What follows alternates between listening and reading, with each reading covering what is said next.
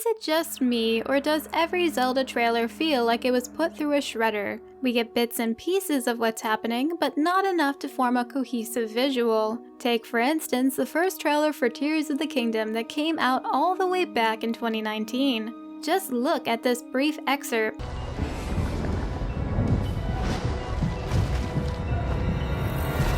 At this speed, it's impossible to see what's really happening. And even when we slow it down, the selection of clips still feels disjointed. We see red smoke in one clip and no smoke in the next. We see Zelda carrying the torch, but then suddenly the torch jumps over to Link. Are the moments in between simply missing, or is there a way to create a full puzzle from these pieces? If I can piece together this first trailer based on image continuity, maybe I can preview what really happens at the onset of this new game.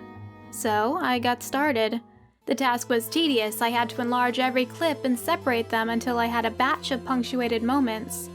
Then the arduous task of pairing the clips began. Everything was important. Torch placement, atmosphere, rat scurrying.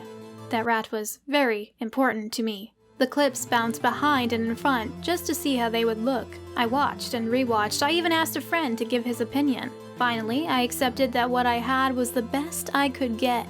I'm going to play it for you slowly, sharing my opinion about each clip. This is the cave where it all takes place. It's dusty and grimy and explains why Ganon is so dehydrated.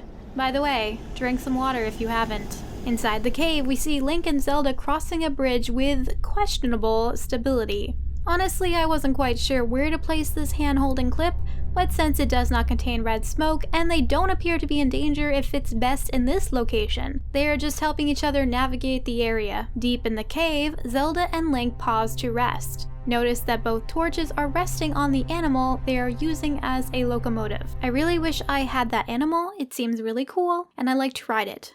Later, Zelda and Link pass cave drawings. Now they both have torches. The rat scurries down and is consumed by malice. Poor rat. I never knew thee, but I feel a sad detachment without you. I don't know why.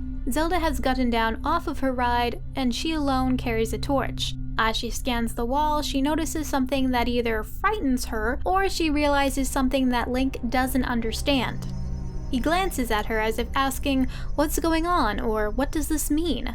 At this point, I believe Zelda realized what the cave drawings represent. I wish we did.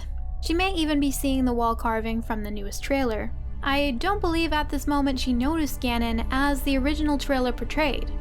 He's not something you have to stare at for 3 seconds to understand. But after looking at the drawings, they do notice Ganon from a distance.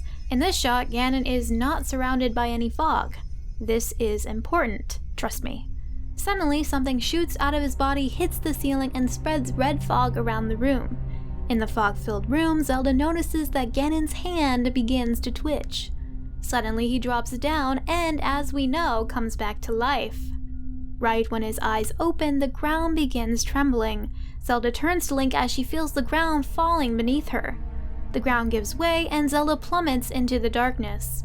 Link jumps in after her, but he is caught by a mysterious hand. Outside, the castle breaks free from the ground and fills with malice, making me believe that this cave is actually located beneath Hyrule Castle. Link is gifted a magical power that explodes from his hand with such force it knocks him unconscious. As he lies there, the magical energy fuses with his arm, creating, well, this. So, what did this teach us? Actually, a lot more than you think. Sure, it's still all speculation, but it's a little bit clearer now. I believe Link and Zelda are down there searching for the source of the malice that's been bubbling up across Hyrule. But when they get down there, they realize that the reality is much worse than expected. Not only is the malice leaking abundantly from Ganon's body, but Ganon also appears to be growing stronger. It just so happens that while they are inspecting his body, he generates enough power to break the bonds of the imprisoning hand. Red energy shoots out at the ceiling, affecting the integrity of the room. The floor gives way and Zelda falls. Link, who I presume jumps in after Zelda, is caught by the hand. The castle rises, and the remaining energy from the powerful hand merges with Link.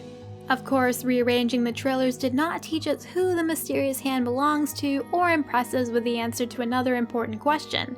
However, it does give us a better sequence of events. I'm curious to see if this perspective has opened up any thoughts in your own mind about what is going on. I have another video I am working on discussing the plot of Tears of the Kingdom. I would suggest subscribing now, liking the video to make sure you do not miss it. Have a great day. See ya!